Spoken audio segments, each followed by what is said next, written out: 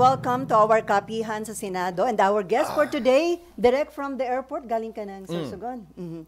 Nakapag-big breakfast na ako. Okay, let us all welcome Senate President Francis Cheese Escudero. Hi sir, good morning. Good morning, Sally. Good morning sa ating mga kasama at kaibigan sa media. Karangalan kong makapiling kayo sa kapihan sa Huwebes ng umagang ito na sana tapusin natin bago magsimula yung hearing.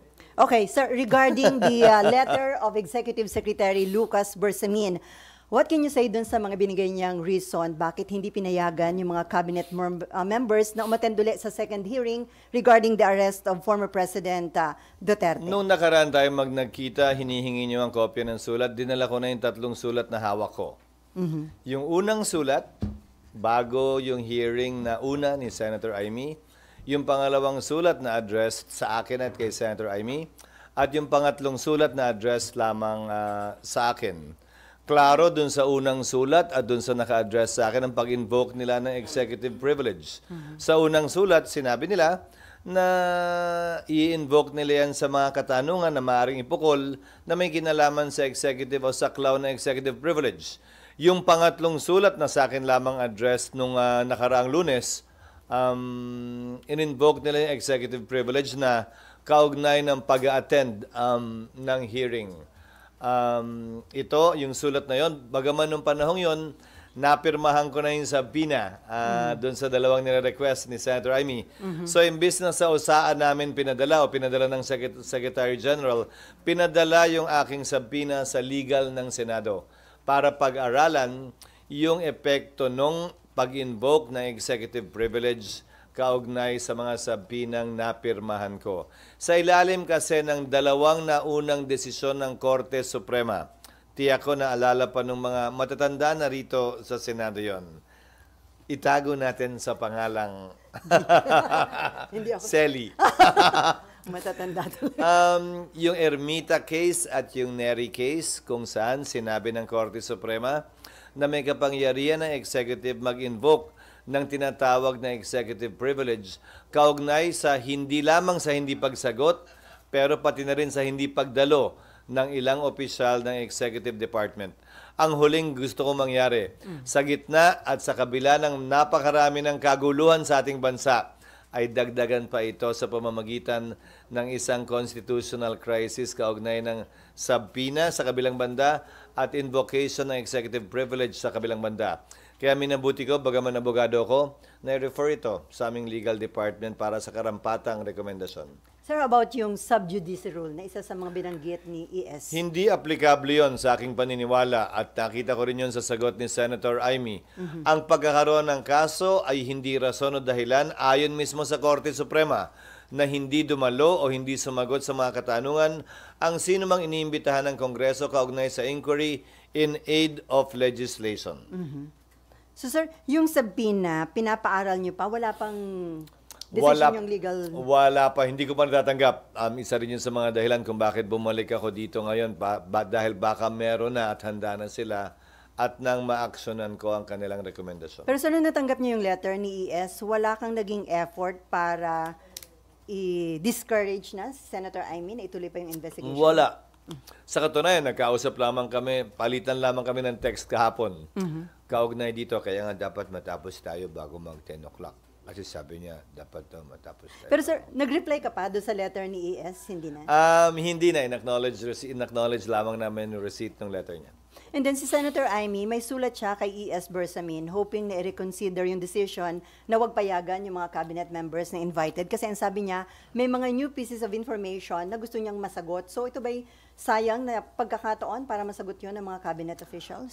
Palaging sayang na pagkakataon yun. Pero yung mga tanong naman na pwedeng maipukol ngayon sa hearing kung talagang hindi sila dadalo, ay pwede pa rin naman sagutin ng mga cabinet members kung ito hindi lalabag sa executive privilege. Dito man sa pagdinig o sa ibang pagkakataon o sa iba't ibang interview na maaari nilang gawin. Hindi ibig sabihin may tinatago, sir?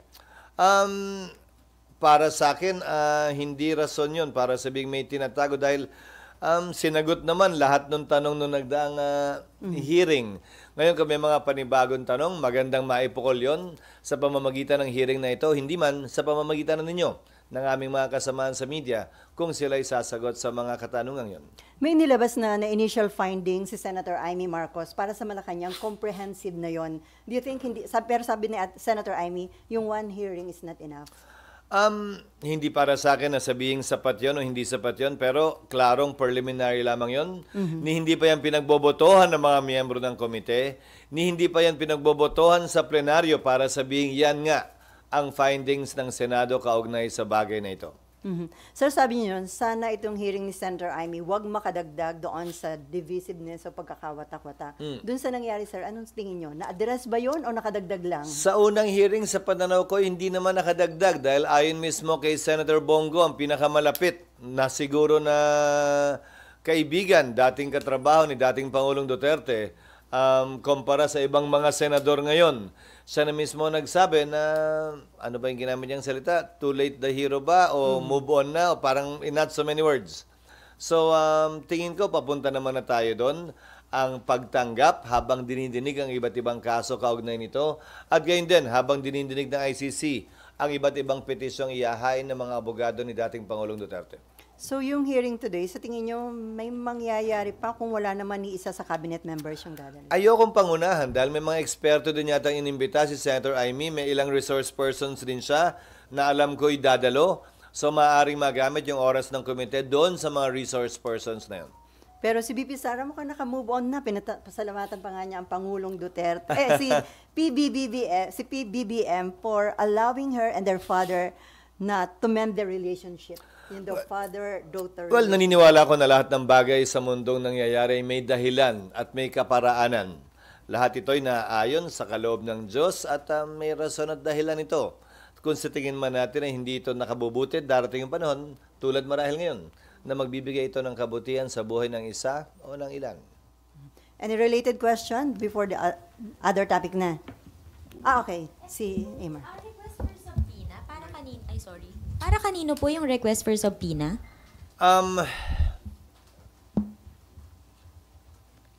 A general of the armed forces, I think you can get it from the committee later, and the prosecutor general.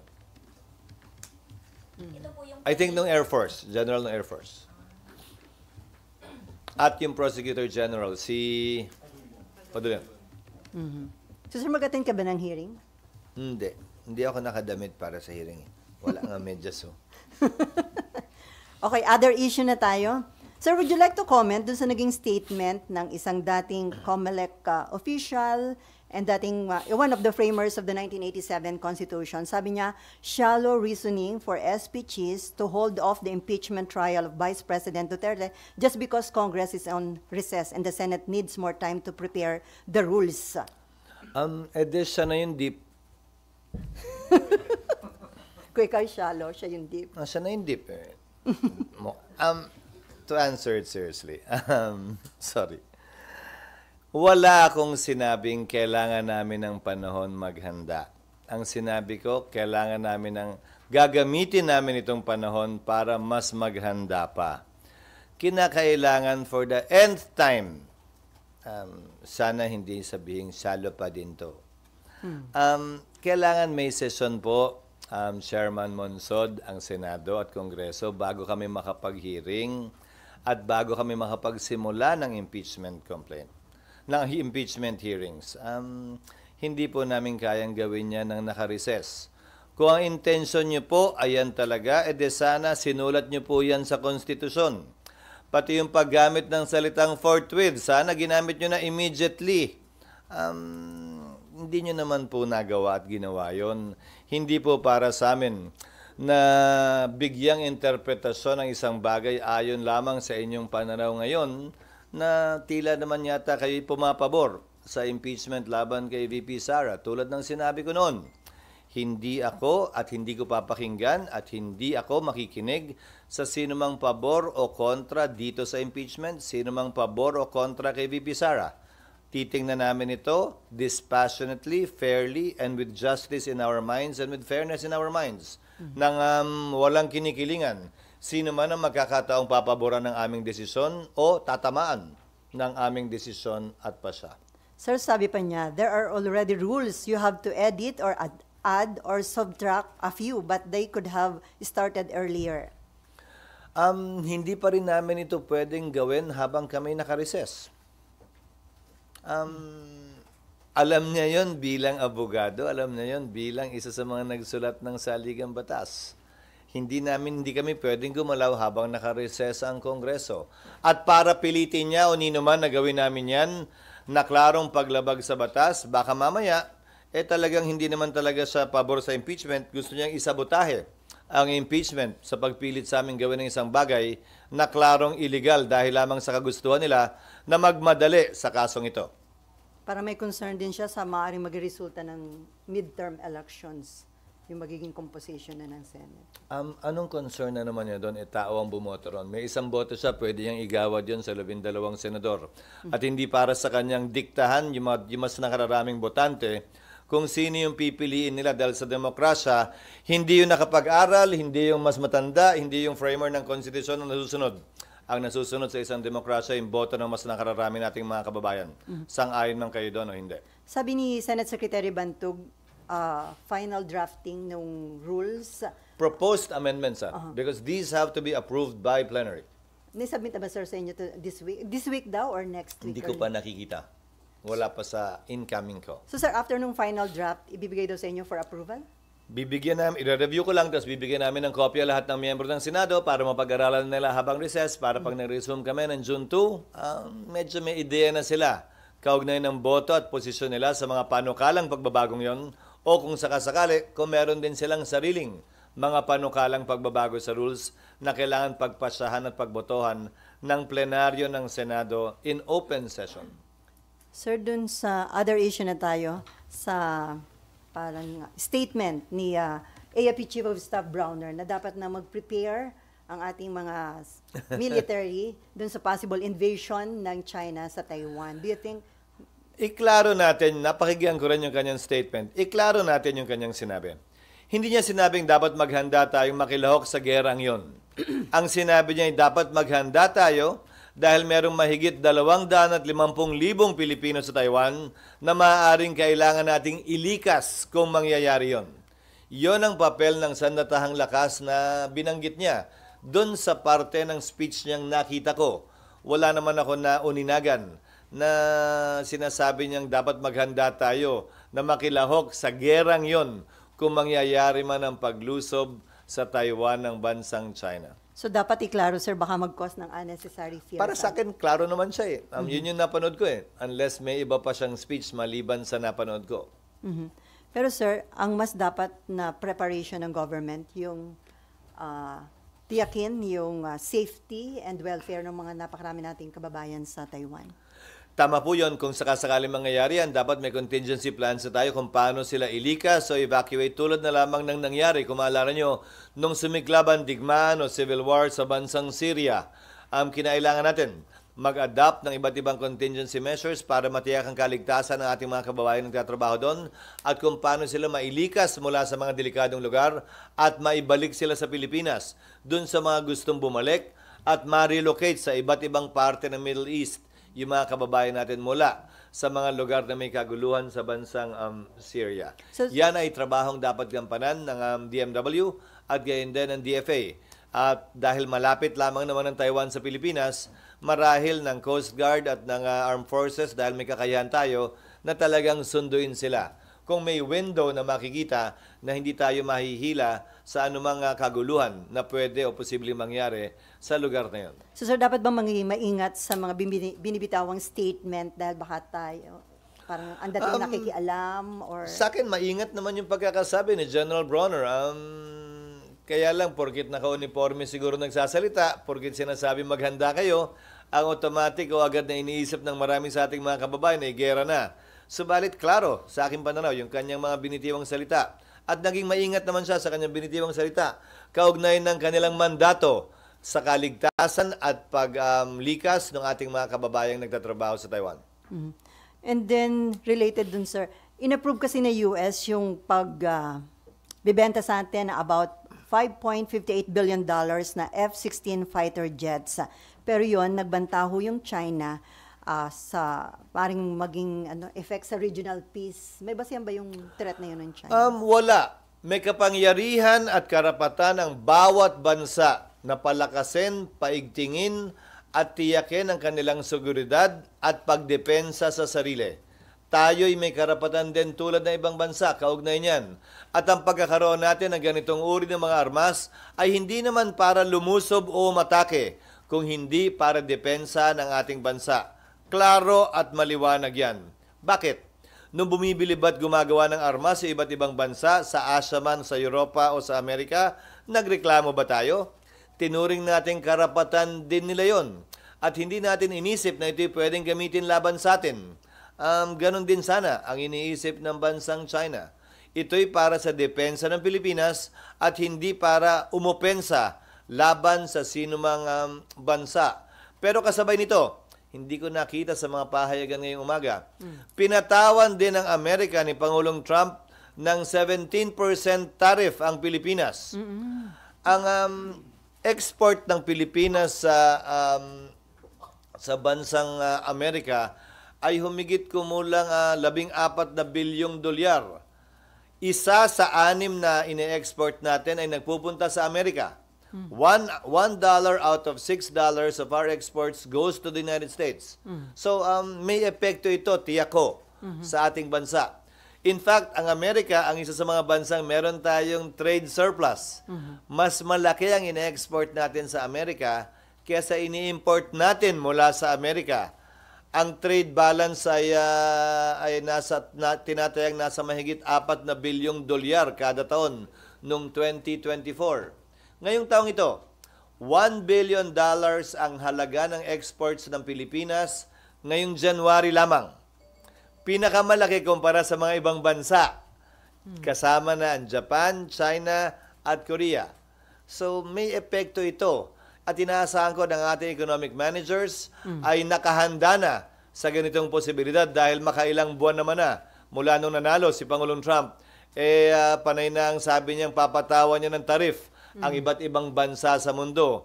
Hindi naman siguro tayo immune din dito. At inaasahan ko na may karampatang aksyon na gagawin ang ating economic managers na pwedeng irekomenda sa ating Pangulo kaugnay sa bagay na ito. Sa ilalim ng ating saligang batas at batas, kapag ka nakareses ang Kongreso, pwedeng amyendahan ng Pangulo ang ating Tariff and Customs Code.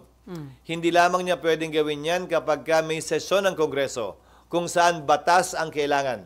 Subalit kung nakareses ang Kongreso tulad ngayon, pwede yang gawin by mere executive fiat ng Pangulo. Kaya ang aking hiling siguro at panawagan sa ating economic managers, anumang planong paghahanda nila kaugnay nito, sana i-set in place na nila upang hindi gaanong maapektuhan yung ating mga export at import ng goods patungo at palabas ng Amerika. So dun sa naging decision na yun, sir, ng US President Trump, dapat amyandahan, sir, yung tariff and customs code natin? Kung yan ang balak gawin ng economic managers, ang ginawa ng mga ibang bansa, nung pinatawan sila ng Amerika, pinatawan din nila ang Amerika. Gumante. Yun ang masama sa pagkakaroon ng tarif o pagpataw ng tarif. Nakikita na natin yan. Nagagantihan. So tumataas tuloy yung cost of goods worldwide. Ang tanong ko, yan din ba ang gagawin ng ating bansa?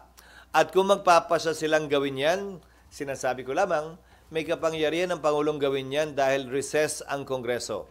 Hindi kinakailangan ang batas na ipasa ng Kongreso para amyendahan ang ating Tariff and Customs Code. Dalawa lamang naman ang posibleng ayon sa mga eksperto. Dalawa lamang naman ang pwedeng gawin. Una, bawian mo ng tariff. Pangalawa, i-devalue mo ang iyong currency para hindi magkaroon ng ganong kalaking epekto yan dito sa bansa. Hindi ko alam kung anong strategiya ang gagawin ng ating economic managers. Sir, hindi ba option maghanap na ibang bansa na doon pwede tayo kung ano yung mga products? Ang problema, hindi ganun kadali maghanap ng ibang bansa. Pangalawa, karamihan ng mga goods na yan ay on the way na. Kung pinataw yan at immediately effective yung mga tariff tulad ng ginawa niya halimbawa sa Canada at sa Mexico, even if it is in transit, pagdating doon, yun ay tatamaan nun. Yun ay matatamaan nun. At para maghanap ng ibang merkado, yung mga produkto nating ina-export sa Amerika, aabutin din tayo ng ilang buwan marahil o taon dahil may mga requirements yan, lalo na malamang ang ating mga export agriculture products. May mga mahabang proseso ng phytosanitary approvals na kailangan itong pagdaanan sa counterpart ng ating FDA at the Department of Agriculture sa mga bansang dadala natin ang ating exports. Ano yung mga possible implication? Economic slowdown, sir? Yan ang tinataya ng ibang mga eksperto, pero sa kabilang banda, unique din naman ang Pilipinas. Dahil ang ating number one export, kung matatawag natin yan, ay services at hindi naman goods. Hindi naman ganun kadami ang manufacturing sa ating bansa. Ang pinakamalaki nating export marahil ay nasa agricultural sector. Dahil hindi pa naman ganun kataas ang ating manufacturing. So yung tama sa atin, hindi kasing tindi siguro kumpara sa ibang bansa tulad ng Japan, ng Korea, ng Vietnam sa ngayon. Dahil na nga, hindi naman tayo ganun kalaki pagdating sa manufacturing at export ng manufactured goods. Sir, isa ba sa posibleng mangyari kung talagang kinakailangan i-amend yung Tariff and Customs Code ay magkaroon ng special session? Gaya ng sinabi ko, habang nakareses ang Kongreso, pwedeng amyendahan niya ng Pangulo. Kadalasan, dahil matagal magpasa ng batas, halos lahat yata ng amendments sa Tariff and Customs Code nitong nagdaang 10 taon ay ginawa lamang by mere executive fiat. Tina-timing lamang kapag ka-recess ang Kongreso. Mas mabilis pa yon kesa magpanukala ng batas sa Kongreso. Okay, about politics, nakita namin, sir, ay meron ka ning pa-follow up.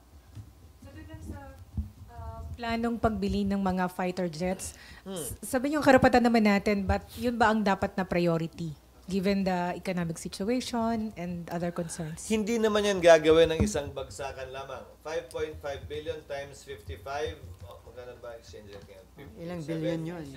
Magkano na yan? Mga 300 billion? Maganon, almost. Wala naman tayong budget na 300 billion para bilhin yan agad-agad. Kung gagawin man yan, ay staggered yan at hindi pa naman din maliwanag yung terms of payment. Authorization lamang ito to sell. Hindi pa sinasabi kung sa gano'ng katagal na panahon, ilan ang delivery, ilan ang payment scheme. So baka naman hindi ganun kabigat. Bagaman ang total, pag minultiply mo ang 5.5 times 57 ay malaki, hindi naman isang bagsakan yan. Pero sa palagay ko, makakadagdag ito sa ating deterrence dito sa West Philippine Sea na may issue sa ngayon. So tama yung timing, sir, considering yung mga security issues. Dahil aabutin naman ng mga 4 o 5 taon pa yan bago ma-deliver. Hindi naman off the shelf yung mga F-16. Malamang sa malamang ay gagawin pa yan, maliban na lamang kung segunda mano ang ibebenta sa atin. Pagbibili natin, sir, baka F-17, F-18 na. Actually, may palabas na. 2 weeks ago, naglabas na ng panibagong 6th o 7th generation fighter ng Amerika. Kung napanood nyo sa social media, ang tawag nga nila ay hindi na 17. Ang tawag nila ay F-43 ba? O 45? F-47. Kasi yung F-35, yun na yung stealth eh. So 16, 17, 18, F-35, ngayon F-47. Hindi ko alam kung bakit tumatalo ng numero. So by the time na may pera na tayong pambili, luma na. Modernong aircraft pa rin naman yun. At hindi naman natin kailangan yung ganong kamahal na aircraft at ganong kamodernong aircraft. So kasi ang sinasabi, dapat ang priority natin instead of purchasing military equipment or mga ganyang aeroplano ay agriculture, education. Governance is about allocating scarce resources. That is the job of government. Palagi naman kulang eh. Dapat lang patama-tamayan yung gastos para lahat ng prioridad ay natutugunan, hindi lamang iisa. Okay, sir, on politics, nakita namin, nag-meet kayo ni former VP Leni Robredo, nagpunta sa bahay ninyo. Ano po yung mga napag-usapan ninyo? Usually naman kasi nagbe-benchmarking si Vice President Leni sa Sorsogon. Bago siya pumasok ng pagiging mayor ng Naga City. Sa katunayan, 2 o 3 beses na yata siya nakabisita. Kaugnay ng pagtingin, pag-aaral ng best practices ng Sorsogon. Pagkakataon na rin yun para magkaroon kami ng palitan ng pananaw kaugnay sa politika. kasama naming nag-agahan at tanghalian ang gobernador ng Sorsogon at 2 kinatawan ng lalawigan ng Sorsogon. At naging malusog yung palitan namin ng pananaw. At binigay ko yung aking suporta sa kanya, bagaman hindi ako rehistrado at bumoboto sa Naga City sa kanyang pagtakbo bilang mayor ng Naga. Wala siyang request na i-endorse niyo o suportahan ng mga senatorial candidates Wala. na kakampi niya? Wala. Walang napag-usapan about 2028 presidential election? Wala rin. Wala. Hindi. Pinag-usapan namin yung pag-mayor dyan ng Naga. Tapos nagchismisan kami kung gaano kakaiba ang local politics sa national politics na binabalikan na naman niya ngayon bilang mayor. In-endorse niyo si senatorial candidate Bam Aquino. How about Kiko Pangilinan daw, sir? Actually, suportado ko naman ang kandidatura ng lahat ng nakasama ko rito. And what I said was I look forward to working with them in the Senate. Bumisita si Senator Kiko sa Sorsogon. Siyempre, tinanggap namin bilang kaibigan at bilang dating kasamaan sa Senado. Binisita rin ako dito ni Senator Bam. Bilang dating senador din naman, kaibigan at katrabaho. And I look forward to working with them. So, at sa survey, lumalabas naman na tila gumaganda yung chance nila at ang trajectory nila ipakyat. Depende na lamang sa magiging huling boto ng ating mga kababayan. Dahil kung susuriin nyo yung survey, halos tied lahat From 4 to 14. Ang diferensya nila ay margin of error. So magkakadiferensyahan to ng maliliit lang. 50, 100, 200,000 lamang. So marami pang panahon para mamili at makapagpasya ang ating mga kababayan kung sakasakali. Sir, kung i-consider yung survey, sino yung hindi na dapat mag-worry? Yung nasa 1, 2, 3? O Yung four- huling survey na nakita ko, ang 1 and 2 ay sobrang layo sa 3 to 14. Ano ibig sabihin nun, sir? So, sabi ko nga, roughly 4 to 13, 4 to 14 ay halos statistical tie. So, dati, usually, ang tied ay 8 to 12, 8 to 14, 9 to 14, 10 to 14. Ngayon, dikit-dikit ang halos 4 to 14. Depende sa survey na tinitingnan ninyo. At ang tila ligtas lamang ay, at wala ng duda, ay yung unang 2 o unang 3. So you're referring to Senator Bongo? Depends on the survey you're looking at. But most of the surveys show Senators Erwin Tulfo, Congressman Erwin Tulfo, Senator Bongo, former Senate President Tito Soto to be leading the pack since the beginning naman ng senatorial campaign. Anyway, so sir, yung pagkalas ni Senator Amy Marcos doon sa alyansa. Sinabi ko na yan, ayoko mamagitan sa magkapatid na tila hindi nagkakaunawaan ngayon dahil sa dulo baka magbati na sila, kaaway na nila akong dalawa. Hayaan nating resolbahan nila yan sa pagitan nila. I think they're in a better position given their long-standing relation by blood to resolve this either before or after the elections. Pero bilang veteran politician, yung bang hindi ka member ng admin candidates, malaking kawalan yan, sir?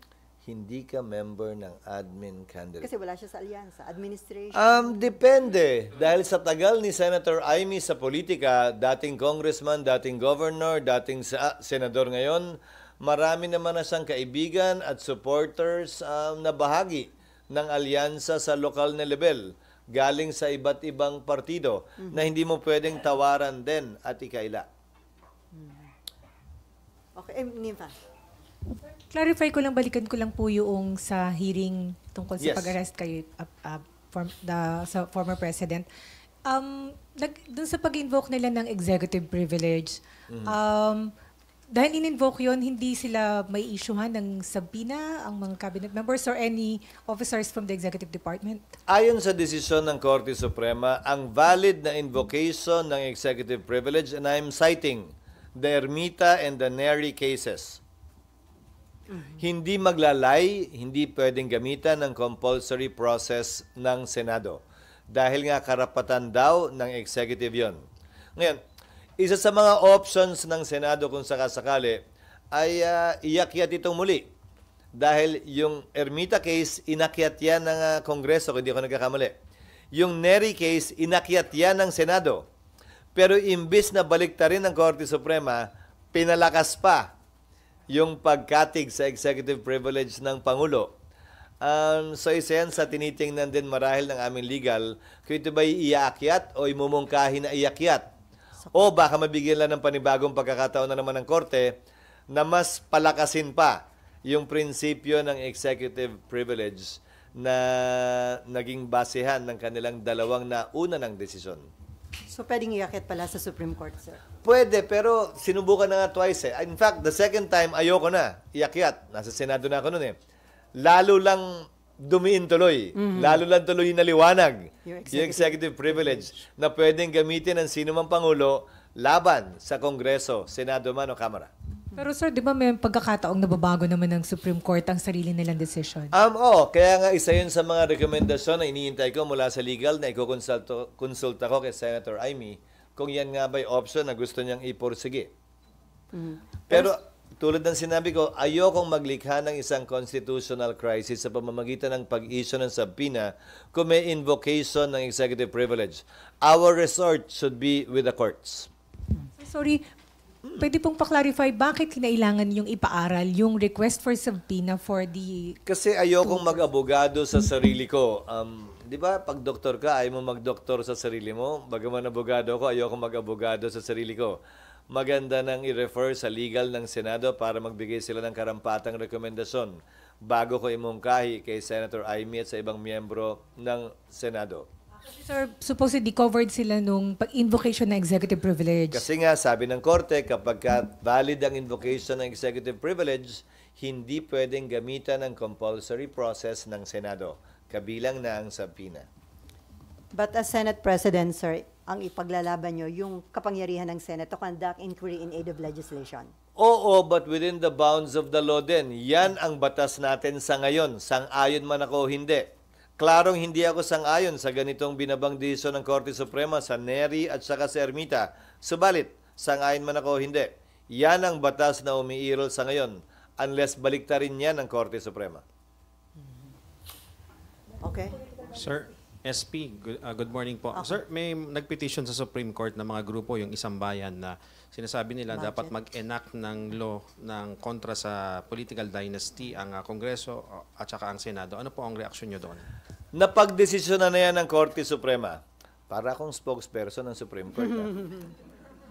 Sa kasong Belgica, sa kasong Penson, nagsabi ang Korte Suprema, hindi pwedeng pilitin sa pamamagitan ng mandamos ang Kongreso na magpasa ng batas.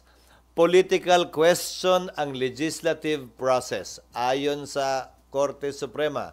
Dagdag pa dito, sa Penson case, sinabi ng Korte Suprema na hindi pwedeng gamitin ang mandamos laban sa Kongreso para pilitin ito magpasa ng batas.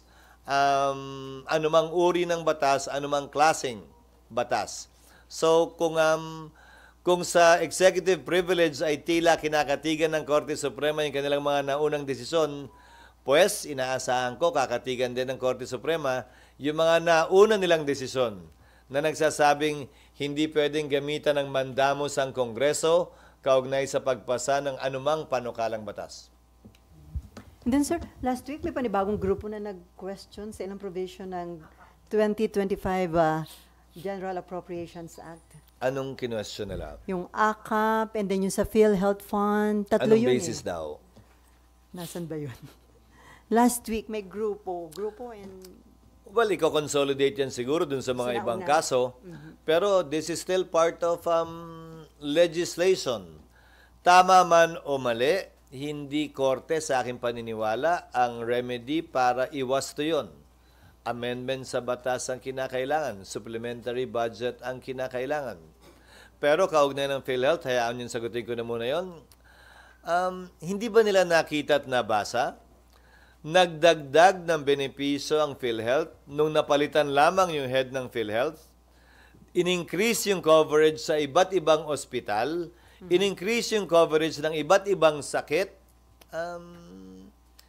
yet without the additional subsidy. Dahil yan naman ang sinasabi namin noon pa. Ang problema ay hindi dagdag subsidiya. Sobra-sobra ang pera ng PhilHealth. Ang problema ay nasa namumuno ng PhilHealth. Kaya nga nung napalitan, nadagdagan agad yung benepisyo nang walang karagdagang budget na ginawa o binigay ang Kongreso. So sir, you're confident naman na ma-uphold yung constitutionality ng lahat ng provision ng 2025 budget? Oo, dahil sinaliksik naman at pinag-aralan yan, hindi lamang namin, ng staff din ng Senado at Kongreso, at may basehan yun. Isang bagay na lamang naman na narinig ko nirereklamo nila sa PhilHealth May batas daw na pinasa, kaugnay ng sin tax law, na dapat napupunta yung kita sa sin tax sa PhilHealth. Hindi daw namin sinunod yon. Baka nakakalimutan nila ang General Appropriations Act ay batas din. At may kapangyarihan ng Kongreso mag-amyenda ng mga naunang batas. Previous Congresses, including this Congress, cannot pass an irrepealable law. Porkit ba pinasa no nagdaang Kongreso sa sin tax law na dapat ibigay yon, obligado na kaming sundin yun kada taon? Paano kung hindi na yun ang panawagan ng pagkakataon? Tulad nga ngayon na sobra-sobra na ang pera ng PhilHealth na hindi naman ginagamit. Paano pag dahil sa kalamidad ay magpasako ng bill, tulad na nabanggit ko noon sa inyo, na kalahati ng kita ng customs dapat mapunta sa Bicol para makabangon agad sa mga bagyo? Kahit na ba wala ng bagyo, hindi na binabagyo ang lalawigan, ang rehiyon ng Bicol, susundin pa rin yun ng mga susunod na Kongreso. Sa lahat ng budget, 10, 20, 30, 50 years from now, may kapangyarihan ng Kongreso baguhin ang mga naunang batas na pinasa ng Kongreso at hindi pwedeng itali ang kamay ng mga Kongreso in the future ng kasalukuyan o nagdaang Kongreso. Ang isa sa mga prayer nila to stop the enforcement of the 2025 GAA. Paano yung sweldo ng mga empleyado, ng teacher, ng police, ng militar? Sana naging mas specific sila. Okay, it's already 9:59 at mag-start Ay, may na. 2 minutes pa. Oh, may 2 minutes pa. May pahabol? No more? Tamo, eksakto. Ang galing. On that note, thank you so much, Senate We'll distribute to you the letters we received for your information and reference. Okay? Doon sa tatlong letter ni isa, wala kang ni-replyan. Wala. No need to reply naman eh. Pero walang tawag sa telepono si ES. Wala. Wala. Hindi rin.